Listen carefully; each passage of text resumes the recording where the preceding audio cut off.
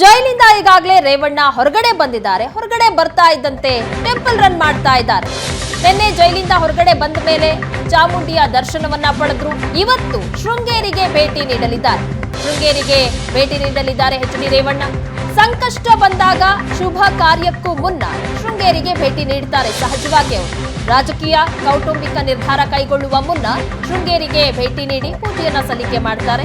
ಈಗ ಪ್ರಜ್ವಲ್ ನಾಮಪತ್ರ ಪ್ರತಿಗೂ ಸಹ ಶೃಂಗೇರಿಯಲ್ಲೇ ಪೂಜೆಯನ್ನ ಸಲ್ಲಿಕೆ ಮಾಡಿದ್ರು ರೇವಣ್ಣ ಅವರು. ಕಷ್ಟ ಬಂದಂತಹ ಸಂದರ್ಭದಲ್ಲಿ ಅದೇ ರೀತಿಯಾಗಿ ಏನಾದರೂ ಶುಭ ಕಾರ್ಯಕ್ರಮ ಇದ್ದಂತಹ ಸಂದರ್ಭದಲ್ಲೂ ಸಹ ಶೃಂಗೇರಿಗೆ ಭೇಟಿ ನೀಡಿ ದೇವಸ್ಥಾನದಲ್ಲಿ ವಿಶೇಷವಾದಂತಹ ಪೂಜೆ ಮಾಡ್ತಾ ಇದ್ರು. ಇವತ್ತು ಸಹ ಶೃಂಗೇರಿಗೆ ಹೋಗ್ತಾ ಇದ್ದಾರೆ ಎಚ್.ಡಿ. ರೇವಣ್ಣ.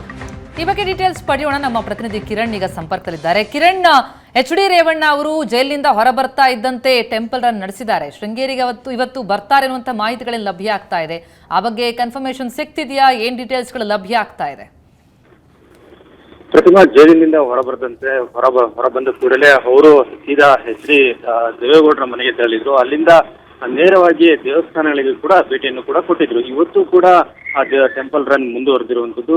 ಅದರಲ್ಲೂ ಕೂಡ ಶೃಂಗೇರಿಯ ಶಕ್ತಿ ದೇವತೆ ಶಾರದಾಂಬೆಯ ದರ್ಶನವನ್ನು ಕೂಡ ಪಡಿಲಿಕ್ಕೆ ಅವರು ಬರ್ತಾ ಇರುವಂತದ್ದು.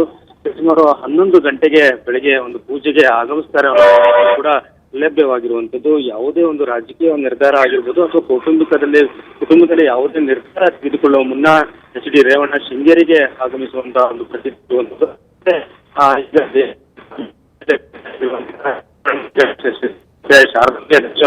ಓಕೆ ಕಿರಣ್, ತಮ್ಮ ಧ್ವನಿ ಸಮರ್ಪಕವಾಗಿ ತಲುಪ್ತಾ ಇಲ್ಲ. Thank you. ಸಂಕಷ್ಟ ಬಂದ್ರೂ ಸರಿ, ಶುಭ ಕಾರ್ಯಕ್ಕಾದ್ರೂ ಸರಿ, ದೇವೇಗೌಡರ ಕುಟುಂಬ ಶೃಂಗೇರಿಗೆ ಭೇಟಿ ಕೊಡುತ್ತೆ. ಅದರಲ್ಲೂ ಎಚ್.ಡಿ. ರೇವಣ್ಣ ರಾಜಕೀಯವಾಗಲಿ ಕೌಟುಂಬಿಕ ನಿರ್ಧಾರಗಳಾಗಲಿ ಏನೇ ಇದ್ರೂ ಕೂಡ ಶೃಂಗೇರಿಗೆ ಭೇಟಿ ಕೊಡುವಂತಹ ಒಂದು ಪರಿಪಾಠವನ್ನು ಇಟ್ಕೊಂಡಿದ್ದಾರೆ. ಅದರಂತೆ ಜೈಲಿಂದ ಹೊರ ಬರ್ತಾ ಇದ್ದಂತೆ ಇವತ್ತು ಶೃಂಗೇರಿಗೆ ಭೇಟಿ ಕೊಡುವಂತಹ ಸಾಧ್ಯತೆಗಳು ಕಂಡು ಬರ್ತಾ ಇದೆ.